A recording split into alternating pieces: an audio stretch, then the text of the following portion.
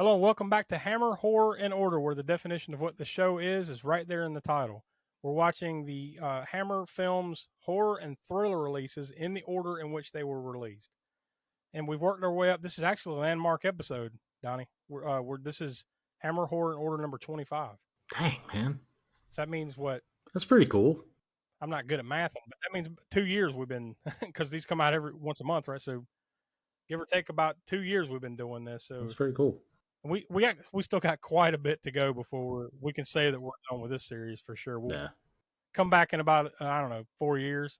We might be coming toward the end of it by then. Who knows? But we've worked our way up to 1963, May 20th of 1963 in particular, and we're talking about Maniac, which was released in the UK May 20th of 1963, and then it was actually released here in the United States October 30th of 1963. This one was directed by Michael Carreras, and it was produced by Jimmy Sangster, who also wrote the movie. And also Michael Carreras and Anthony Hines were uncredited producers on the movie. It stars Kerwin Mathews, Nadia Gray, and Donald Houston. For the most part, this isn't. I mean, there's a couple of faces in this movie that have been in a couple other Hammer flicks to this point that we've watched.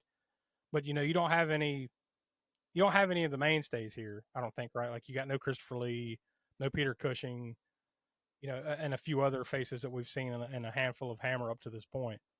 So you're getting a little bit of a different. Yeah, I gotta be honest. Like I wasn't familiar with much of any of these actors. I just remember seeing a couple of faces, just background players, character actor type stuff. There was a face or two that popped in and popped out, if I recall, a little bit later in the movie. But yeah, by and large, it's not anyone that we've seen starring in any of these Hammer flicks so far. Not that it has to always have the same people, but it seems like the track record in the previous 24 installments of the series is there's always a few familiar faces, and this one's a little different, right? This one falls more in line. I mean, obviously, we're doing thrillers and horrors. This one is a thriller. Yeah, no doubt. I mean, it may have like horror elements, but it's very lightly. But this would be considered like a psychological thriller. And this was kind of in that time period where Hammer Films were not completely dumping gothic horror, but they definitely, and you can tell from the movies that we've been watching lately, they definitely had started to go away from it a little bit during this time period, say in the 1962, 63, this time period here, where they weren't doing as many, because I think they had success with a couple of different, thriller movies, so they decided to kind of go that route as opposed to horror. This is one that I had never seen. I remember seeing like the poster or something at some point, but I'd never watched it before. Had you ever seen this one before? No. Most of these Hammer movies I had never watched before. I think the thing that I'm finding out as we go along here is like I haven't seen nearly as many Hammer horrors or Hammer films period than I thought I had. Yeah, but and most of the ones that I had seen are like your more traditional monster movies and the gothic horror and stuff, right? Yeah, and there's actually, as we kind of move along this the Hammer collection, really, or the Hammer library category, whatever. I'm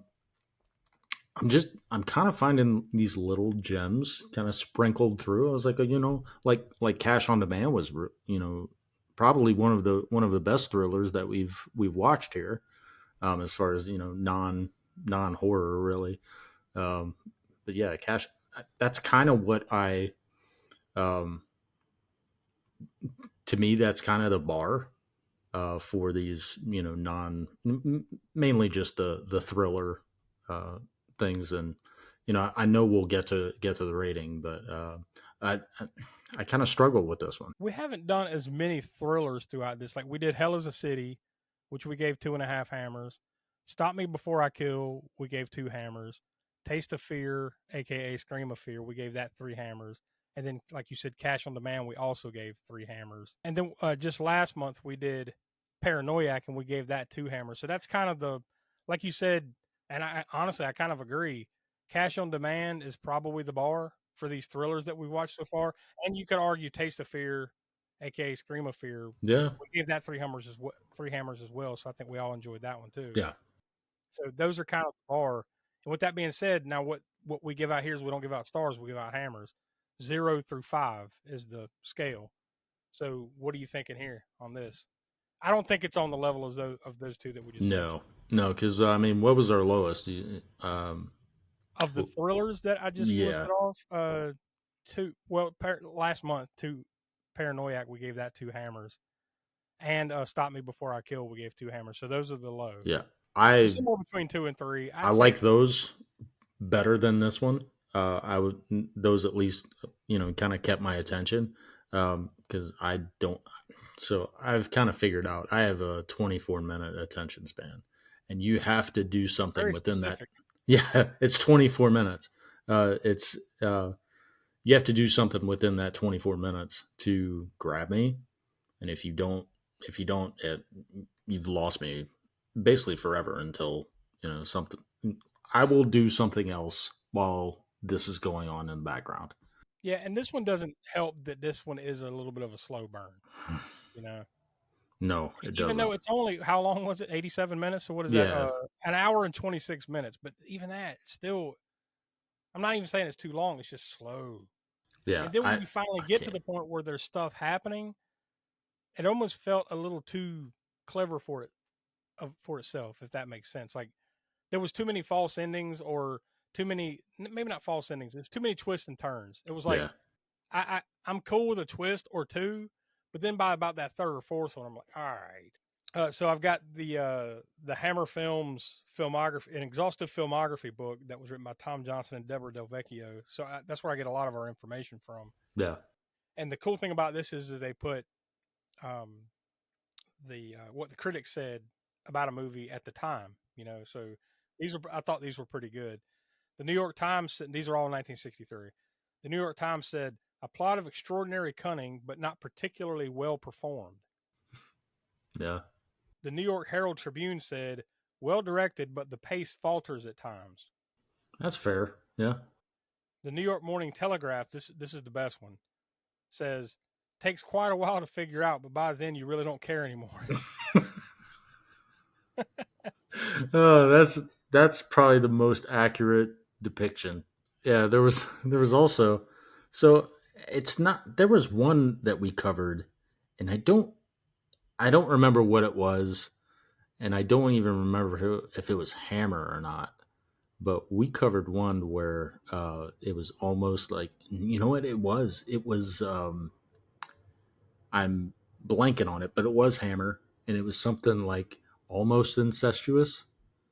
Like it was, but like, oh, that was, well, Paranoiac, right? Like when that last I don't think I don't think it was Paranoiac, but it was it may have been the Snorkel. I don't know. That was very similar too. I really think it was Paranoiac. There was some incestuous stuff to it. Like, yeah, they never came right out with it, but like, remember the long lost brother came back and Paranoiac. That's exactly what it was. Okay, so came back and him and the sister, and then there's the aunt and the nephew. So there was some questionable things afoot. Yeah. That's exactly what it was. Yeah. So this doesn't quite go down that. It doesn't, but like the mom and the daughter are kind of with the same, Oh yeah, they kind of get involved with the same dude at the very beginning of this movie. And we're not giving away total spoilers, but I think this is pretty good description of the movie to explain what happens at the beginning. This girl basically gets kidnapped and taken on the side of the road and is, and assaulted, right?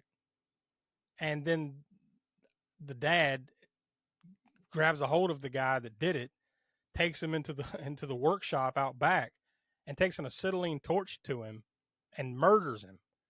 And then, of course, goes to prison for this. Yeah. And then actually, I think they put him in a mental institution because, you just killed a dude with an acetylene torch. So he's insane, right? So then the rest of the movie is that dad escaping, but there's a lot of plot twists and turns that go along with that. So I think at the beginning, there's a little bit of a hook. I mean, to me, there was. That was like, okay. Yeah. This seems a little bit more extreme than most Hammer movies, but then, man, it's about 45 minutes to an hour of nothing.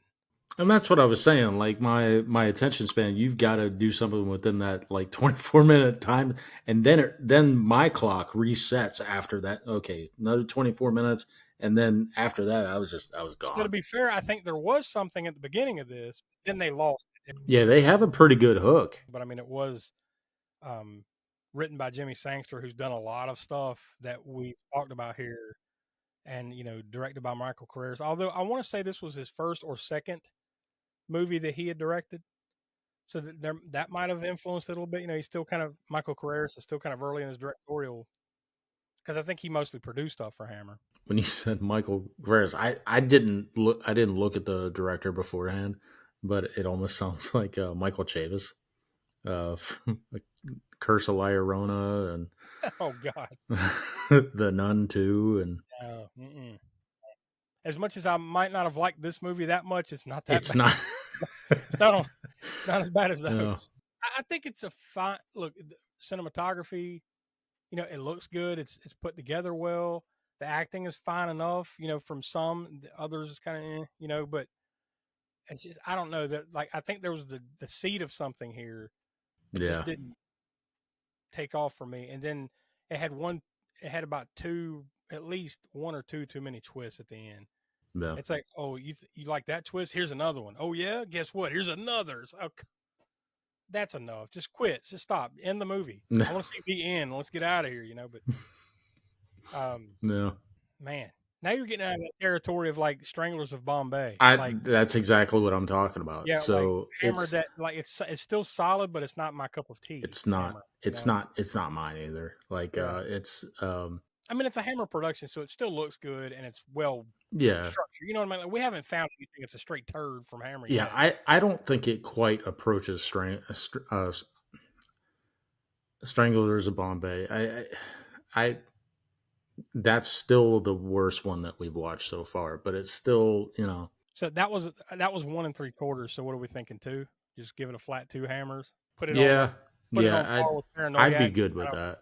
I think that's where I'm at. Like I'll put it on par with Paranoiac and what was the other one that we said? Oh, Stop Me Before I Kill. Yeah. Not great, but not horrible either. It's just Yeah. it's definitely one of those kind of movies that we often say like you're only going to watch it once. You'd never sit down and watch this again. This isn't an annual favorite of anyone. So Yeah. I think that's where we'll leave it. Two hammers from the Spook Show gang on Maniac. If you're like us and you got to watch all these things, go check it out once. Otherwise, don't bother. Next month, we stick in. Matter of fact, we're staying on the exact same date. Also on May 20th of 1963 was released The Damned, aka These Are the Damned. I think The Damned was the UK title, and These Are the Damned was the US title. So you may see it either way, but that's what we'll be talking about next month. And that one, we're getting back to horror next month for that one. So I'm looking forward to getting back to some horror because it's been a couple months. Yeah. Yeah. It's certainly a welcome sight. Yeah. Well, the last Hammer horror that we watched actually was a couple months ago was the Phantom of the Opera, which we didn't No. like. So you got to go back to July when we watched Night Creatures, Captain Clegg. God, that was a good one. Yeah, so that one was solid. So like you got to go at least back that far for a pretty solid Hammer horror. So come back. Yeah, I enjoyed that one next month, and hopefully we have the smokes on and everything for that one. I got to say this was a good one for them to skip though.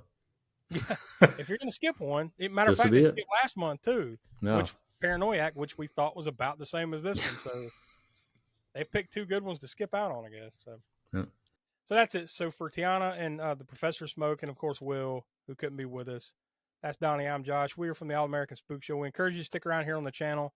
Go check out everything else that we've got, including Video Vortex and Grindhouse Gutter series, and of course the All American Spook Show podcast.